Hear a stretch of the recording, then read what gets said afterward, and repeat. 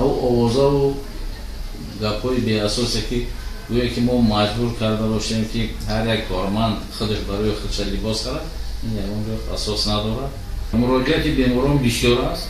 مراجعت اما این نمود بیماران میان مراجعت میکنن، باید ما همه وقت در حالت آماده باشه قرار داشته باشه، چون که در وقت معین شدن ما حجره های مخصوص اجرا کرده ذریعه میگن تمام شرایط مهیا کرده شده است، از کسلرود سر کرده خط اکسیژنی، اما دستگاه های ایبیل و نفس‌دهی سومی، تمام تجهیزات و اینسترومنتالی‌هایی که در اونجا در کار میشد مهیا کرده شده است. بیمارخانه ما 25 تا دستگاه ایبیل دارد که همش در حالت کارشویان کار میکنند.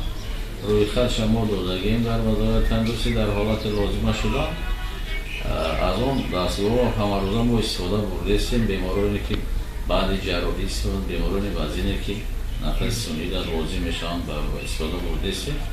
ما در حالت گمانبر به همین بیماری پیدا شدن بیمارا حتما بریگادهای مخصوص خودمان هم تشکیل کرده، اما را متخصصان جدا شده برده در همون حجره های مخصوص نگاه میداریم.